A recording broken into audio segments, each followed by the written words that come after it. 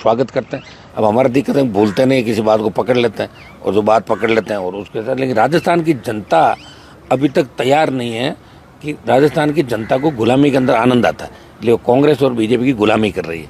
अभी नौजवानों को लेकर हम निकलें, कभी पूरा करेंगे। 10-12 साल तो हो गए हमें लड़ते हो, 15 साल, 5 साल और लड़ लेंगे, देख लेंगे। 28 का मिशन प्रयास करेंगे।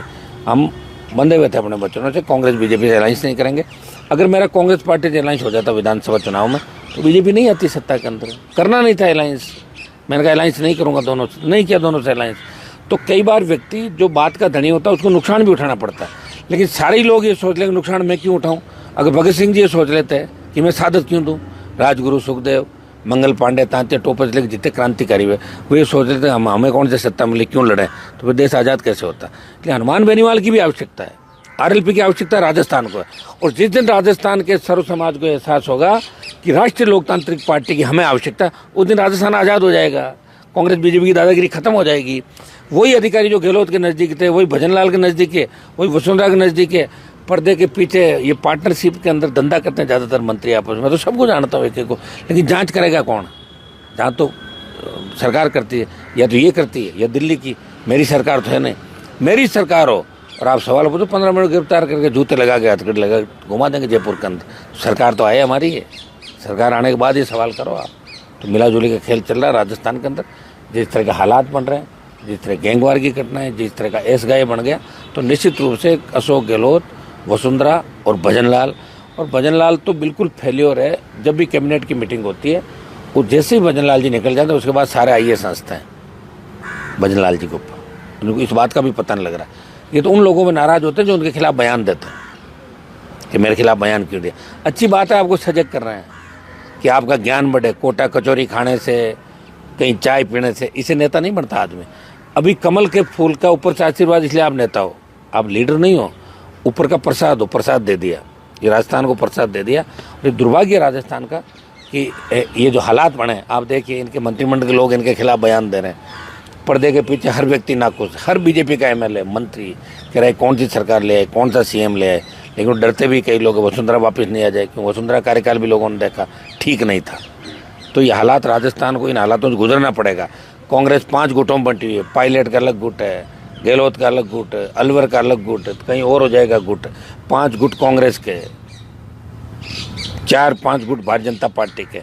तो अब लोगों को यही से गुजरना पड़ेगा। और अगर समझदारी से काम लेंगे नौजवान, तो पंचायत चुनाव और उसके बाद 28 के जो चुनाव है उसमें मजबूती से अगर हमारी मदद करेंगे तो निश्चित रूप से कांग्रेस बीजेपी का दिमाग ठीक कर देंगे राजस्थान के।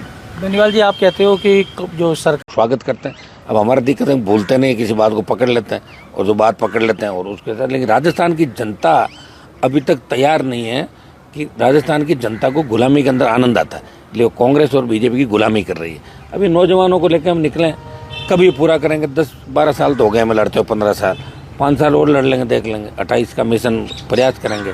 हम बंधे हुए थे अपने बच्चों से, कांग्रेस बीजेपी से अलायंस नहीं करेंगे। अगर मेरा कांग्रेस पार्टी से अलायंस हो जाता विधानसभा चुनाव में तो बीजेपी नहीं आती सत्ता के अंदर। करना नहीं था अलायंस, मैंने कहा अलायंस नहीं करूँगा दोनों से, नहीं किया दोनों से अलायंस। तो कई बार व्यक्ति जो बात का धनी होता है उसको नुकसान भी उठाना पड़ता है। लेकिन सारे ही लोग ये सोच लेंगे नुकसान मैं क्यों उठाऊँ। अगर भगत सिंह जी ये सोच लेते हैं कि मैं शहादत क्यों दूँ, राजगुरु सुखदेव, मंगल पांडे, तांत्या टोपे लेके जितने क्रांतिकारी हुए वो ये सोच लेते हैं हमें कौन सी सत्ता मिली, क्यों लड़े, तो फिर देश आज़ाद कैसे होता। इसलिए हनुमान बेनीवाल की भी आवश्यकता है, आरएलपी की आवश्यकता राजस्थान को है। और जिस दिन राजस्थान के सर्व समाज को एहसास होगा कि राष्ट्रीय लोकतांत्रिक पार्टी की हमें आवश्यकता, उस दिन राजस्थान आज़ाद हो जाएगा। कांग्रेस बीजेपी की दादागिरी खत्म हो जाएगी। वही अधिकारी जो गहलोत के नज़दीक थे, वही भजनलाल के नज़दीक है, वही वसुंधरा के नज़दीक है, पर्दे के पीछे ये पार्टनरशिप के अंदर धंधा करते हैं ज़्यादातर मंत्री आपस में। तो सबको जानता हूँ एक एक को, लेकिन जांच करेगा कौन।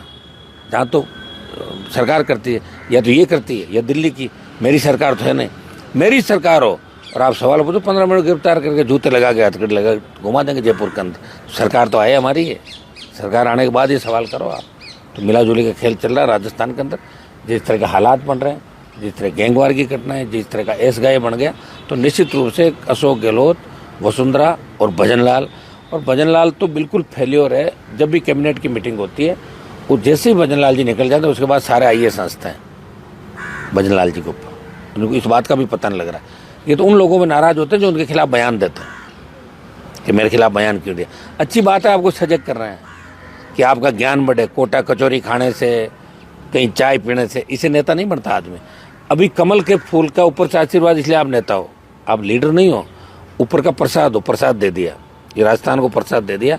ये दुर्भाग्य है राजस्थान का कि ये जो हालात बने, आप देखिए इनके मंत्रिमंडल के लोग इनके खिलाफ बयान दे रहे हैं, पर्दे के पीछे हर व्यक्ति नाखुश, हर बीजेपी का एमएलए मंत्री कह रहे कौन सी सरकार ले आए, कौन सा सीएम ले आए, लेकिन डरते भी कई लोग वसुंधरा वापस नहीं आ जाए, क्योंकि वसुंधरा कार्यकाल भी लोगों ने देखा ठीक नहीं था। तो ये हालात, राजस्थान को इन हालातों से गुजरना पड़ेगा।